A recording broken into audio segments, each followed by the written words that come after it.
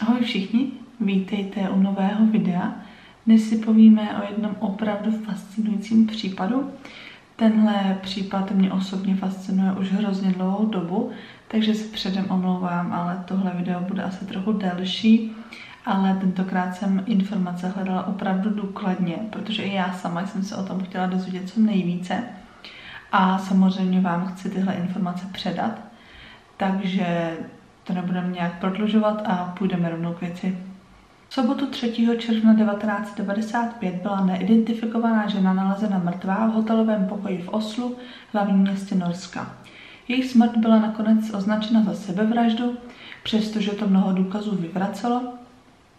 Ačkoliv byl její příběh mnohokrát převyprávěn a detaily se objevily v médiích po celém světě, nikdy se neobjevil nikdo, kdo by ji znal. Nikdy se nepřihlásil nikdo jako její rodinný příslušník, aby tak potvrdil její identitu. Rok po své smrti byla pohřbena na hřbitově v Oslu, nemá žádný náhrobek, který by nesl její jméno, datum smrti nebo datum narození, protože nikdo vlastně nevěděl, kdo žena skutečně je. První známka o naší neznámé ženě z Osla přichází v pondělí 22. května 1995. Žena mluvící anglicky volá na recepci hotelu Radisson Blu Plaza v Oslu, aby si zamluvila pokoj. Hotel je znám jednoduše pod názvem Oslo Plaza a oficiálně byl otevřen 14. března 1990. Pomyslnou pásku při slavnostním otevření přestřihl sám norský král Olaf V. V době, kdy byl hotel se 37 patry dostavěn, se jednalo o jediný mrakodrap v Norsku, ale i dnes jde o druhou nejvyšší budovu v zemi. V roce 2012 byl hotel přestavěn a zmodernizován, ale už v roce 1995 šlo o nejluxusnější hotel v Oslu. Detaily tohoto telefonátu mezi anglicky mluvící ženou a zaměstnankyní hotelu, která telefon přijala, jsou poměrně nejasné, takže nevíme přesně, od kdy žena měla původně v úmyslu se v hotelu ubytovat, nicméně jako své jméno uvedla jméno Jennifer Fairgate, respektive to bylo jméno, které si zaměstnankyně hotelu zapsala. O 9 dní později, ve středu 31. května, volá Jennifer opět na recepci hotelu, oznamuje, že se její plány změnily a že se ubytuje již ten den večer. Zůstane 2 noci a z hotelu se odhlásí v pátek 2. června. Během tohoto telefonátu Jennifer už nemluvila anglicky, mluvila plynně německy a podle zaměstnankyně, která telefon přijala, měla východní přízvuk. Během tohoto telefonátu také oznamuje, že přijede ještě s další osobou, Loisem Fairgatem. Podle všeho měli tvořit pár. Ve středu 31. května, krátce před 11. hodinou večer, Jennifer Fairgate přijíždí do hotelu. Měla modré oči, krátké tmavé vlasy a na sobě měla dlouhou černou koženou bundu. V tuhle dobu byl hotel poměrně rušné místo, protože krátce předtím přistály na nedalekém letišti hned 3 lety a mnoho lidí se tady ubytovávalo v hotelu. Mohli bychom tedy spekulovat, zda si Jennifer nevybrala tuto dobu záměrně, aby na sebe nepřitáhla co nejméně pozornosti. Recepční, který Jennifer přijímal, dokonce uvedl, že v tu dobu byla na recepci fronta a všichni zaměstnanci měli plné ruce práce s ubytováváním hostů. Hned 2 zaměstnanci hotelu si pamatují, že Jennifer viděli, když se přihlašovala do hotelu. Jejich výpovědi se ale liší. Recepční, který Jennifer přijímal, se jmenoval Sasha René Anonsen a ten uvedl, že Jennifer byla sama, když se přihlašovala do hotelu. Jennifer musela na recepci vyplnit registrační kartu, kde bylo třeba uvést nějaké základní informace jako jméno, adresu, datum narození, číslo pasu a telefonní číslo. Registrační karta, kterou Jennifer dostala, už byla přetištěná a byla na ní přetištěná jména Jennifer a Lois Fairgate podle informací, které Jennifer uvedla, když ten den telefonovala do hotelu. Když se ale Jennifer podepisovala, tak se podepsala jako je Fairgate. Jako datum narození uvedla 28. srpna 1973, jako adresu uvedla Rudela Station 148 Verlaine, Belgie, ale kolonky, kde měla vyplnit číslo pasu a jakou autoritou byl pas vydán, nechala prázdné. Jennifer také v registrační kartě uvedla, že bude za hotel platit v hotovosti, což samozřejmě mohla, ale už v roce 1995 všechny lepší hotely po svých hostech požadovali, aby při check-inu uvedli informace o platné kreditní kartě. Stejně tak hotel Plaza po všech hostech požadoval platný průkaz totožnosti. Jennifer neuvedla ani platný průkaz totožnosti, ani platnou kreditní kartu, ale přesto byla schopná se v hotelu ubytovat. Vedoucí Saši Anonsena Evie Jurcen si také pamatuje, že Jennifer viděla, když se přihlašovala do hotelu. Podle Evie ale s Jennifer byl ještě tmavovlasý muž, stářím někde mezi 35 a 40 lety. Jennifer se ubytovala v pokoji 2805 ve 28. patře, dostala instrukce, jak se ke svému pokoji dostat, dostala 2 klíčové karty a recepci opustila. Jak Saša, tak Evie uvedli, že za pár hodin viděli Jennifer ještě jednou. Opět se ale jejich výpovědi liší. Saša uvedl, že když na recepci přijímal další hosty, tak zahlédl Jennifer, jak samotná stojí u výtahu a podle Saši vypadala, že na někoho čeká. Evie uvedla, že viděla jak Jennifer, tak i muže, se kterým se ubytovala, jak si na recepci směňují americké peníze za norské. Ani Saša, ani Evie si nejsou přesně jistí časem, kdy Jennifer viděli, ale Evie přísahala, že Jennifer viděla i s tím mužem. Jedním z nejdůležitějších důkazů v tomto případu byly záznamy použití klíčové karty v pokoji 2805. Klíčové karty, které se v hotelu používaly, totiž měly 2 funkce. Samozřejmě sloužily k tomu, aby si hosté odemkli dveře do svých pokojů, stejně tak ale zaznamenávali přesný čas, kdy někdo vstoupil do pokoje s použitím karty a tyto záznamy se uchovávaly. Záznamy už ale neukázaly to, když někdo pokoj opustil, nebo pokud už jste byli uvnitř a otevřeli jste dveře, abyste někoho opustili dál. Dveře pokoje 2805 byly odemčeny ve středu 22:44, kdy Jennifer poprvé přišla do svého hotelového pokoje. Další odemčení bylo potom 21 minut po půlnoci, tedy o necelé 2 hodiny později. To mohla být Jennifer poté, co byla spatřena Sašou dole u výtahu, nebo to mohla být Jennifer a údajný Lois Fairgate poté, co byli spatřeni Evie, jak si směňují peníze. Nebo se mohlo stát obojí. Jennifer dole u výtahu čekala na muže, pak si spolu šli směnit peníze a poté se opět vrátili do svého pokoje. Další odemknutí pokoje bylo zaznamenáno ve čtvrtek 1. června v 8:34 ráno. To ráno Jennifer v hotelu nikdo neviděl. Stejně tak nikdo neviděl muže, který s ní byl údajně večer předtím. Mnoho lidí spekuluje, že se ve čtvrtek ráno Jennifer vracela do svého pokoje poté, co si dávala snídani. Že si ji prostě nikdo nevšimnul, když snídala, nebo že šla na snídani mimo hotel.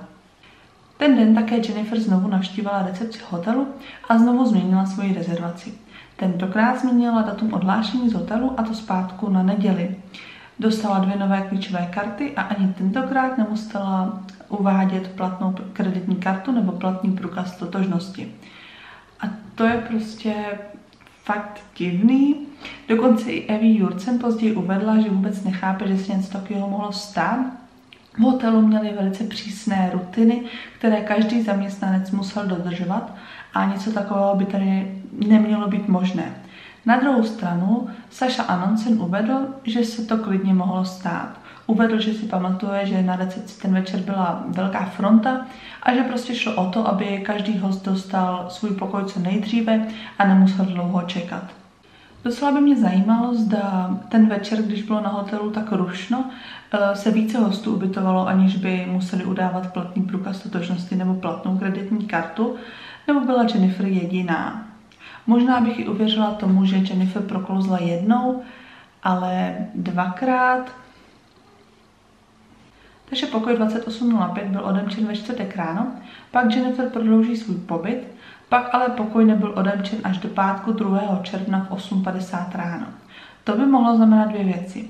Buď Jennifer opustila hotel hned poté, co byla na recepci, anebo se vrátila do svého pokoje, ale někdo, kdo už byl uvnitř, ji pustil dovnitř, takže nemusela používat klíčovou kartu. Nicméně ten den do pokoje 2805 přišly 2 pokojské za použití jejich klíčové karty a to bylo ve 12:44. Šlo o jednu dlouhodobou zaměstnankyni a jednu novou zaměstnankyni, která se zaučovala. Ta dlouhodobá zaměstnankyně uvedla, že ve středu připravovala pokoj na příjezd Jennifer a byla instruována, aby pokoj připravila pro 2 osoby. Udělala tedy všechno tak, jak to dělá, když připravuje pokoj pro 2 osoby. Ujistila se, že pokoj je dost ručníků, 2 župany, 2 deky a 2 polštáře na posteli. Ta samá pokojská ale ve čtvrtek uvedla, že pouze jeden polštář vypadá, jako by na něm někdo spal a 1 deka byla složená a dána stranou. Pokojské odvedly svou práci, doplnili ručníky, deku, která nebyla využita, dali do skříně. To, že byly pokojské v pokoji, znamená, že v tom pokoji nebyl nikdo další. Ani Jennifer, ani její údajný společník. To by znamenalo, že Jennifer nebyla minimálně 20 hodin ve svém pokoji, což je poměrně dlouhá doba.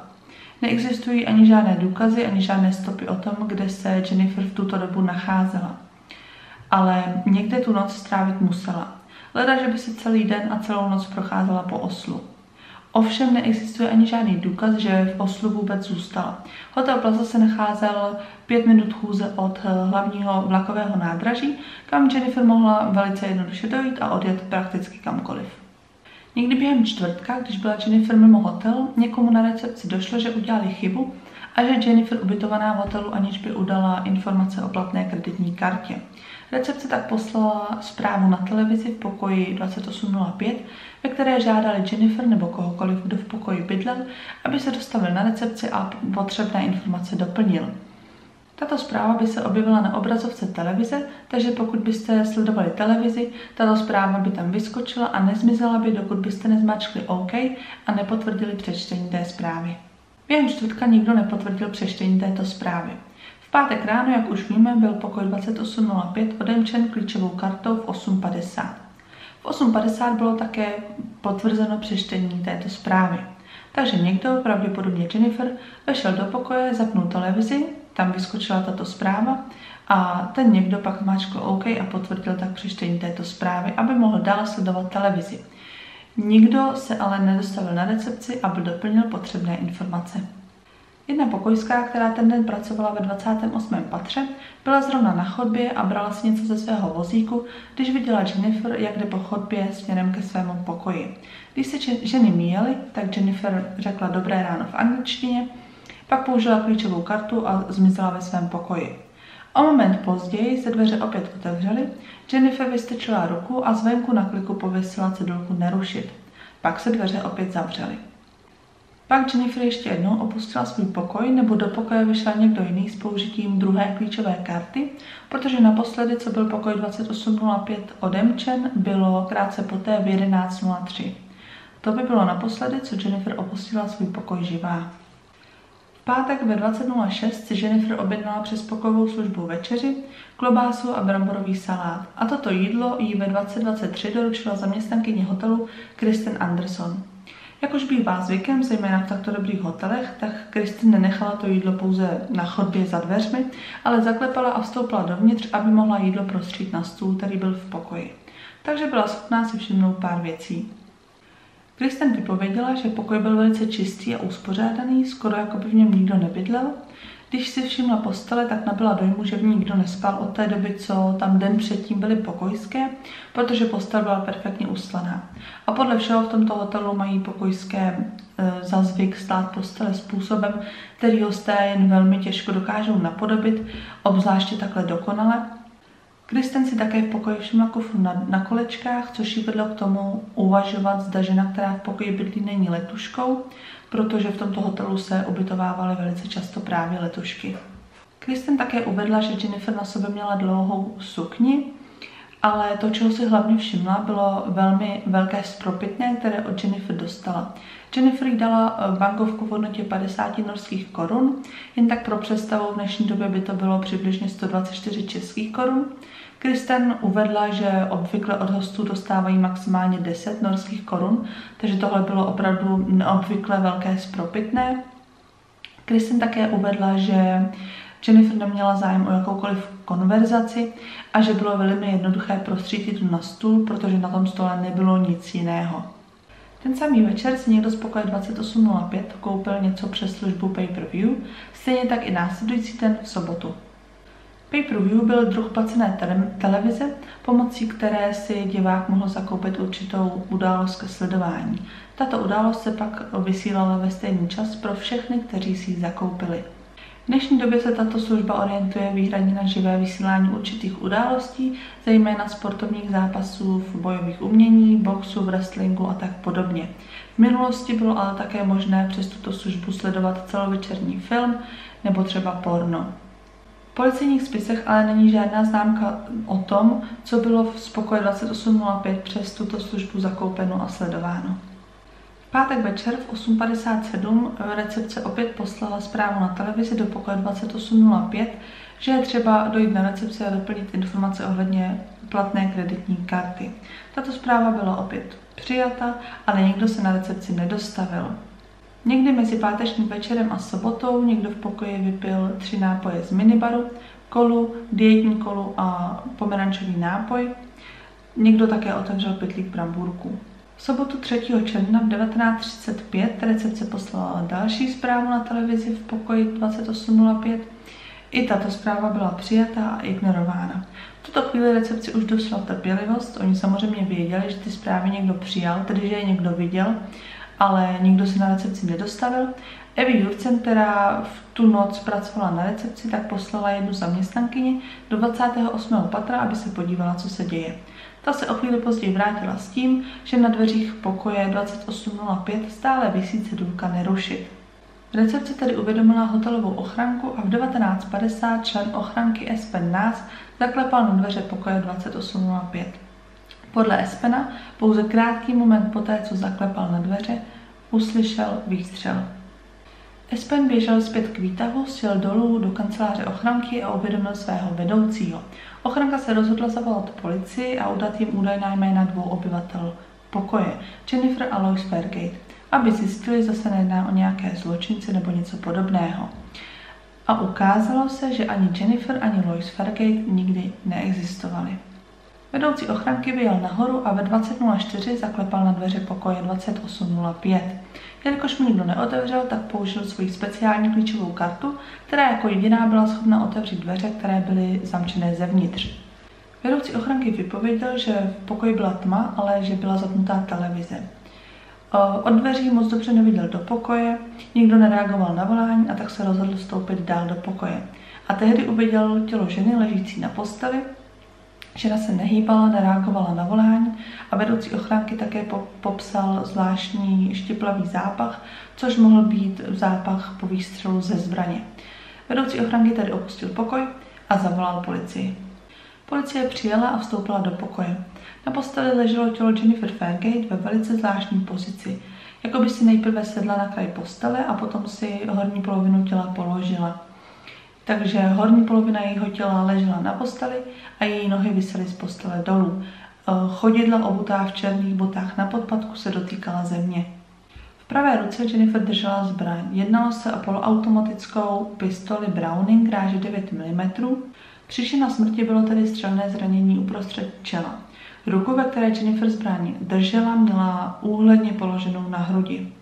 Ale způsob, kterým zbraň držela, byl velmi zvláštní a rozhodně neobvyklý. Jennifer byla drobná žena, měla malé ruce, ale když ji našli, tak v ruce stále svírala tu zbraň. Nedržela ji ale obvyklým způsobem, ale opačným. Palec měla na spoušti a prsty na opačné straně rukojeti. Pistole ráže 9 mm je silná zbraň s pořádným zpětným rázem. Je těžká a silná. Je to spíš útočná zbraň a ne zbraň na sebevraždu. Podle držení zbraně Jennifer musela zmáčknout spoušť palcem. Podle Guira Skauče, forenzního vyšetřovatele, by jí po výstřelu vyletěla zbraň z ruky. Když vystřelíte, tak zpětný ráz pohne zbraní proti směru střelby. Je tedy velice zvláštní, že jí zbraň nevypadla z ruky. Jennifer byla oblečená celá v černém, černé šaty, černé punčochy a černé lodičky. Měla také decentní prstínek na prostředníčku pravé ruky, tedy ruky, ve které držela pistoli. Na levém zápěstí měla potápěcké hodinky značky Citizen. V pokoji 2805 došlo ve skutečnosti ke 2 výstřelům. Policie přišla s teorií, že první výstřel, který prošel polštářem, matrací, rámem postele a skončil v podlaze, byl tzv. Zkušební výstřel, a ten druhý výstřel pak prošel hlavou Jennifer postelí a také skončil v podlaze ani ne 10 cm od toho zkušebního výstřelu. Pistole byla před výstřely plně nabitá, tedy měla 9 nábojů a po 2 výstřelech zbylo v zásobníku 7 nábojů. Na posteli bylo samozřejmě hodně krve. Stříkance krve byly i na nočním stolku, na stěně a některé dokonce i na stropě.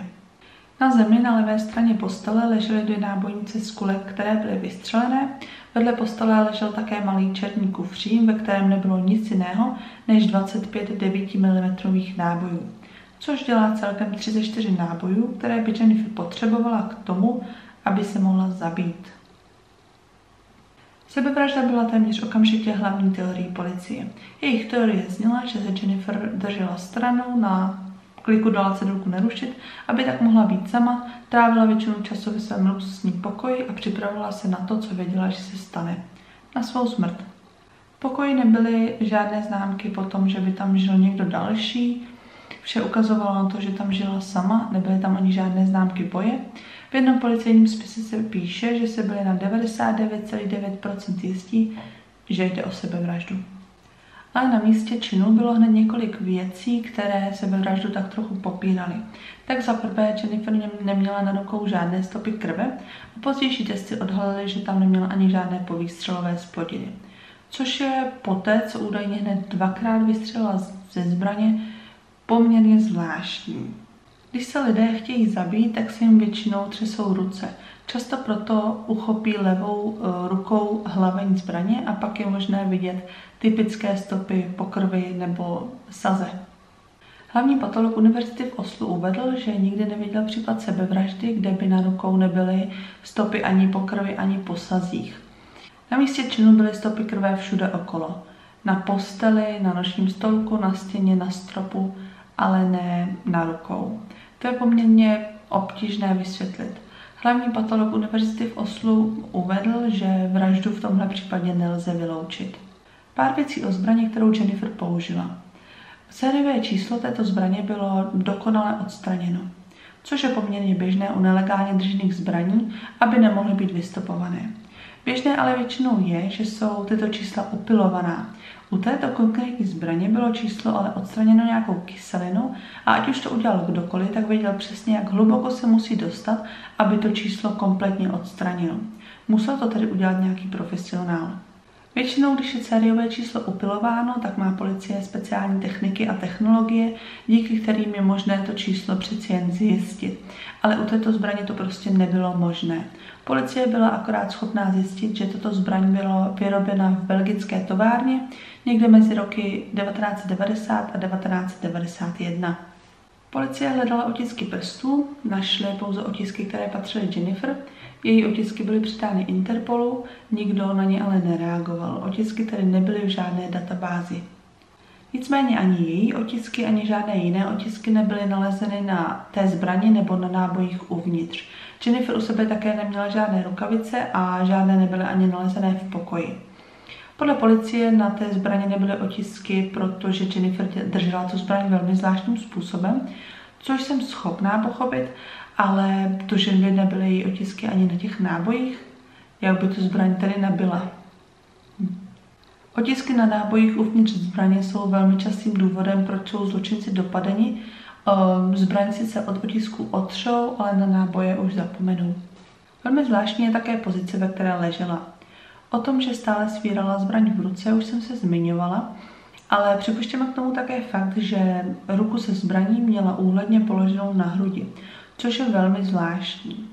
V době výstřelu ležela Jennifer už zády na posteli, což samozřejmě můžeme odvodit z toho, že ta kulka prošla její hlavou, matrací postele, rámem postele a skončila v podlaze. Jak by se pak její ruka tedy dostala do té úhledné pozice na hrudi? Pokud by nějakým záhadným způsobem udržela zbraň v ruce, nespadla by její ruka volně vedle její hlavy nebo vedle jejího těla, pokud bychom počítali se zpětným rázem, který by její ruku odhodil stranou. Ale to, že by její ruka skončila takhle položená na hrudi, mi přijde velmi nepravděpodobné. Pojďme si povědět něco o tom, co bylo vše nalezeno v pokoji. Na stole u okna ležel talíř se zbytky jídla, klobásy a bramborového salátu. Stejné jídlo, které si Jennifer objednala v pátek večer přes pokojovou službu. Když ale byla provedena pitva, tak v jejím žaludku byly stále nestrávené zbytky jídla, klobásy a bramborového salátu. Což by znamenalo, že toto jídlo jedla v den, kdy zemřela. Což je zvláštní, protože to jídlo si objednala plus minus 24 hodin před svou smrtí. Samozřejmě mohla sníst něco v pátek večer a něco následující den v sobotu, ale to mi přijde trochu nepravděpodobné, protože z důkazní fotografie můžeme vidět, že na tom talíři zbylo poměrně dost na to, že by z něho jedla hned dvakrát. A hlavně v pokoji nebyla lednička a Jennifer neměla ani žádnou možnost, jak si jídlo ohřát, což bych chápala třeba s bramborovým salátem, který je nejlepší studený, ale klobása, studená klobása. Tento důkaz nestrávené zbytky jídla vedl mnoho lidí k tomu věřit, že Jennifer zemřela už v pátek večer. Pak je ale poměrně zvláštní, že člen ochranky, který klepal na dveře pokoje 2805, uvedl, že bez pochyby slyšel výstřel a vedoucí ochranky, který jako první vstupoval do pokoje, popsal štiplavý zápach podobající se zápachu právě vystřelené zbraně. Jennifer měla v pokoji nějaké oblečení mimo to, které měla na sobě a na jejím šatníku bylo hned několik zajímavých věcí. Všechno její oblečení bylo sofistikované, kvalitní, v neutrálních barvách. Měla 4 bundy, 1 svetr, 1 košili, 4 podprsenky a 2 kusy hedvábného spodního prádla. Neměla ale žádné kalhoty ani sukně, nic na spodní část těla. Ze všech kusů oblečení, které měla, byly navíc odstraněny cedulky. V pokoji byl nalezen pouze 1 pár bot a to byly černé rodičky, které měla Jennifer na sobě.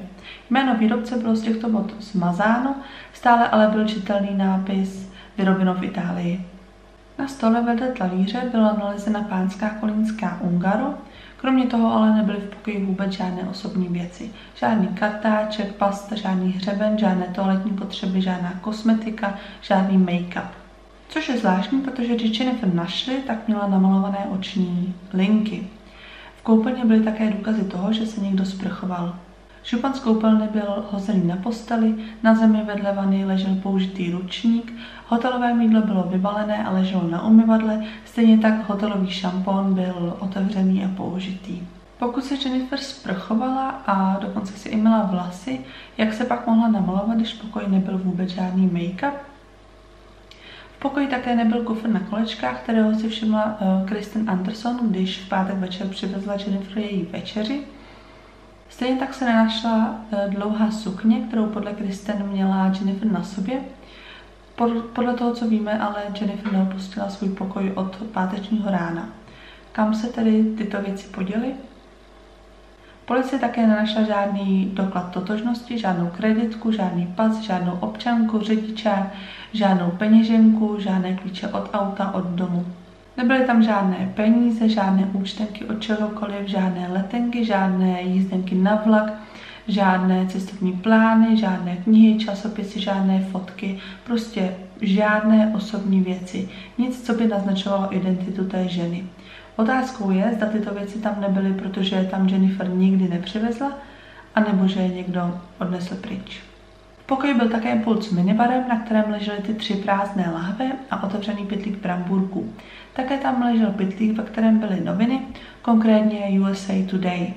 Noviny doručoval hotel každému hostu a na tom pytlíku bylo vždy uvedené číslo toho konkrétního pokoje, kam měly být noviny doručeny. Na tomto konkrétním pytlíku ale nebylo číslo pokoje Jennifer, ale bylo tam číslo pokoje 2816, což byl také pokoj na 28. patře, ale byl na druhé straně chodby. Na tomto pytlíku byl také otisk a byl to jediný otisk, který byl v pokoji nalezen a nepatřil Jennifer. Tento otisk měl být údajně v roce 2017 vyhledáván přes Interpol, není ale známo, zda byla nalezena shoda. Stejně tak není známo, zda policie v té době vůbec vyslechla osobu, případně osoby, které bydlely v pokoji 2816 od 31. května do 3. června. Když se do případu zapojily média, tak hotel už neměl záznamy o hostech z té doby. Nicméně Lars Christian Wegner, novinář, který se o tento případ dlouhou dobu zajímal, zjistil, že žena Borghilda Strandenesová, která žila v pokoji 2818, volala policii pouhých 6 dní poté, co Jennifer zemřela, aby ohlásila podivný pár před pokojem 2805, který se choval velmi podezřele. Strandenesová také uvedla, že ji v pátek večer zbudila nějaká velmi hlasitá rána. Je velmi nepravděpodobné, že tato rána vycházela z pokoje 2805, protože ten byl poměrně daleko od pokoje Strandenesové. Nicméně hned vedle ní byl již zmíněný pokoj 2816. Mohlo se tedy něco stát i v tomto pokoji? Dalším pokojem na 28. patře, který stojí za zmínku, je pokoj 2804, který se nacházel hned naproti pokoji 2805. Lars Wegner zjistil, že v tomto pokoji bydlel krátce před smrtí Jennifer muž z Belgie. Kdekoliv jsem o tomto muži našla zmínku, tak je označován pouze jako Mr. F. Wegner tohoto muže vystopoval až k němu domů, aby se ho zeptal, co o Jennifer ví. Mr. F uvedl, že byl o této události informován hotelovým personálem, když se sám odhlašoval z hotelu v sobotu ráno. Nicméně Jennifer byla nalezena až v sobotu večer. Proč tedy Mr. F tvrdí, že byl o této události informován ještě předtím, než k ní vůbec došlo? Jak už jsem řekla, policie nejprve pracovala s teorií, že se jedná o sebevraždu. Když pak ale zaznamenali všechny tyto podivnosti, zejména žádnou krev a povýstřelové zplodiny na jejich rukou a také to, jak se přehnaně snažila zakrýt svou identitu, počínaje tím, že se do hotelu přihlásila pod falešnou identitou, tak samozřejmě začali uvažovat i nad tím, že je do případu zapleten i někdo jiný.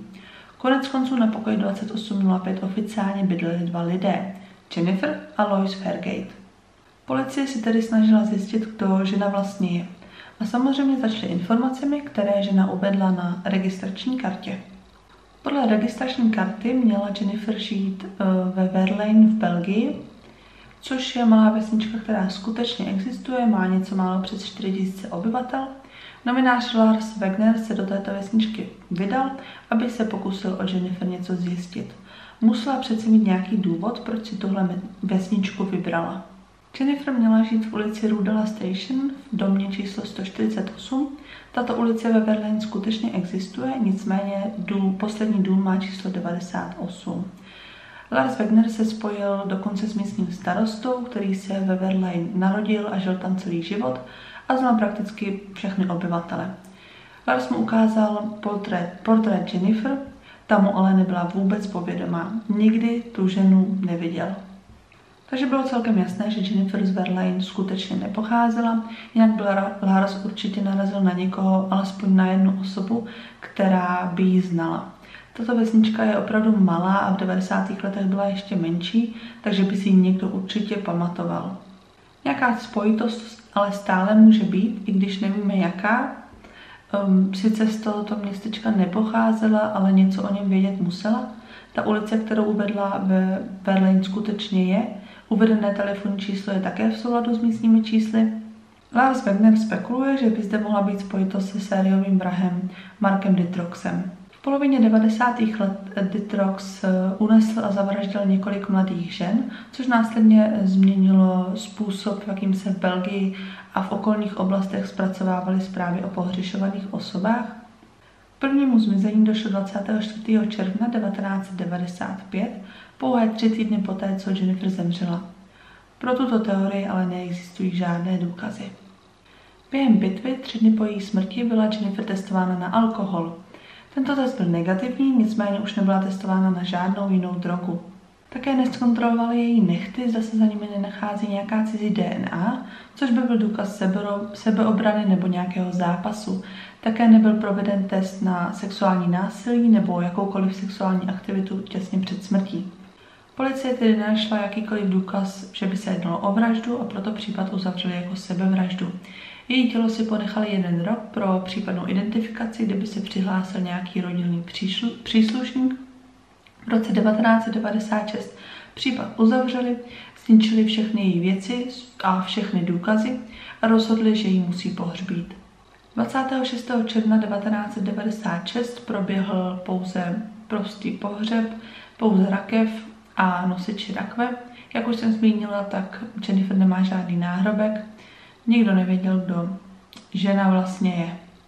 Velmi důležitým důkazem pro policii, který potvrzoval jejich teorii o sebevraždě, byl fakt, že byly dveře zamčené na 2 zámky, tedy že byly zamčené zevnitř. Podle policie se nikdo nemohl dostat dovnitř pokoje, zabít Jennifer a zase se dostat zpátky, pokud byly ty dveře zamčené zevnitř. Pokoj samozřejmě měl okna, ale byl ve 28. patře a neměl ani žádný balkon. Zvláštní věcí je, že hotel měl funkční kamerový systém, nikdy ale není žádný záznam o tom, že ho policie vůbec viděla, což mi přijde velmi zvláštní, uvážíme-li, kolik nezodpovězených otázek se nad tímto případem vznáší. Proč žena použila falešnou identitu při přihlášení do hotelu? Jak si ji vůbec mohlo povést se ubytovat a zůstat tak dlouho, aniž by uvedla platnou kreditní kartu nebo platný průkaz totožnosti? Kdo byl Lois Fairgate? A pokud by se přihlásila do hotelu, aby se zabila, proč by udávala jména 2 hostů, když přijela sama? A kde byla těch 20 hodin, co nebyla ve svém pokoji? A proč by potřebovala 34 kulek na to, aby se zabila? A tady se dostáváme k jedné z teorií, že Jennifer Fairgate byla tajná agentka. Špion. Tuhle teorii podporuje jen několik faktů. Za prvé si myslím, že je opravdu nepravděpodobné, že by se Jennifer mohla ubytovat v hotelu, aniž by uvedla platnou kreditní kartu nebo platný průkaz totožnosti. Pokud by jí ovšem někdo z personálu nepomáhal. To by také vysvětlovalo fakt, proč hotel nebyl příliš vstřícný, pokud jde o komunikaci s médií o tomhle případu. Hotel Plaza byl tehdy nejluxusnější hotel v Oslu. Byl místem mnoha mezinárodních setkání vrcholných politiků a byl také jedním z míst pro mírová jednání mezi Izraelem a Palestinou. Tato setkání byla držena v naprosté tajnosti. Šlo o vnitřní politické záležitosti. A po mírových jednáních mezi Izraelem a Palestinou bylo Norsko zapojeno do mnoha dalších. Novinář Lars Christian Wagner kontaktoval Ola Kaldegra, velitele jedné sekce norské tajné služby, zabývající se zejména válkami a krizemi na Blízkém východě, na Balkáně a také v Africe. Podle jeho slov nebyl sice James Bond, ale špion určitě. Šlo o sbírání informací, nutili lidi říct věci, které říct nechtěli, o tom, co věděli. Larsi Wagnerovi přišlo velmi zvláštní, že by Jennifer mohla tak dlouhou dobu být inkognito. I podle Ola je to zvláštní, stejně jako celý tento případ. Podle Ola je velmi nepravděpodobné, že by se jednalo o sebevraždu. Podle něj šlo o velmi dobře provedenou operaci tajné služby. Co přesně se tam ale stalo, je velmi těžké zjistit. Ola dokonce spekuloval, že by Jennifer mohla být popravena. Její tělo pak bylo uloženo do pozice tak, aby to vypadalo, že šlo o sebevraždu. Ola si samozřejmě nevšiml faktu, že na žádném jejím oblečení nejsou cedulky. To je u tajných služeb běžná procedura, dělají to prakticky všechny tajné služby. Pokud jste vyslaný na nějakou tajnou operaci, tak nechcete, aby vás policie mohla vypátrat do nějaké země a podobně. Je to naprosto standardní postup. Jennifer se také na dlouhou dobu vypařila z hotelu, to je taky běžná věc, mít záložní místo pro případ, že se něco pokazí, běžná věc. Že byly dveře zamčené zevnitř také vůbec nic neznamená. Profesionální tajné služby zamčené dveře v pohodě otevřou, pro tajné služby nejsou žádné dveře zamčené. Je ale velmi těžké určit, zda bylo s dveřmi nějakým způsobem manipulováno. Jsou v tom velmi dobří, je to součást jejich práce. Proto si Ola myslí, že šlo o profesionální operaci. Odstranili veškeré důkazy. Místo činu uklidil nějaký profesionální uklízeč. Neptali se po ní ani žádní členové rodiny, nezbyla žádná stopa po její identitě. Pokud byla skutečně tajná agentka a byla skutečně zabita, tak obě strany o tom budou zarytě mlčet. Možná navštíví její rodinu, tady máte nějaké peníze, držte jazyk za zuby, vaše dcera byla hrdinka. Něco podobného. A vláda její rodinu až do jejich smrti finančně zabezpečí. Další naprosto běžná věc v profesionálních tajných službách. Sám Ola, člen norské tajné služby, si nedokáže představit, že by v tomto případě šlo o něco jiného než operaci tajné služby. 16. listopadu 2016 bylo tělo Jennifer Fairgate exhumováno s nadějí, že po více jak 20 letech se najdou nějaké stopy, které by pomohly k její identifikaci. V roce 1995 Norsko ještě nepoužívalo DNA a protože rok po její smrti byly všechny důkazy zničeny i spolu se vzorkem její krve, tak logicky její tělo bylo jediným místem, kde se dala zjistit její DNA. A policie poslala vzorky na analýzu. A nakonec přišly i výsledky. Zesnulá žena měla evropské předky. Pokud si pamatujete, tak jsem se zmiňovala, že jedna recepční vypověděla, že Jennifer mluvila německy s východním přízvukem. Takže buď pocházela z východního Německa, nebo tam část svého života žila. Policie ji bohužel nedokázala přes DNA identifikovat, protože neexistovala žádná DNA shoda. Nikdo nenahlásil její zmizení. Pořád ale existují způsoby, jak se alespoň přiblížit její identitě. Na registrační kartě v hotelu uvedla, že se narodila v roce 1973, tedy že jí bylo 21 let. Podle pitevní zprávy jí mělo být 30 let. Existuje ale další způsob, jak určit věk zesnulých. Vše vychází z doby studené války. Mezi roky 1955 až 1963 docházelo po celé planetě ke zkušebním nadzemním odpálením nukleární bomby. Všechna tato odpálení zvýšila úroveň radioaktivního izotopu uhlíku 14C v atmosféře a některé struktury, jako třeba zubní sklovina, dokážou vstřebávat tolik tohoto izotopu, jako jeho v atmosféře. Takže můžeme použít zuby na určení stáří jedince zkoumáním obsahu 14C. Výsledek testu byl, že se nejspíše narodila v roce 1971. V době smrti jí tedy bylo 23 let. Takže nejspíš víme roky jeho narození. Také existuje důvod se domnívat, že strávila dětství a pubertu ve východním Německu. To sice zužuje oblast, odkud mohla být, ale myslím si, že dokud se nepřihlásí někdo, kdo tu ženu znal, tak se jen stěží dozvíme víc.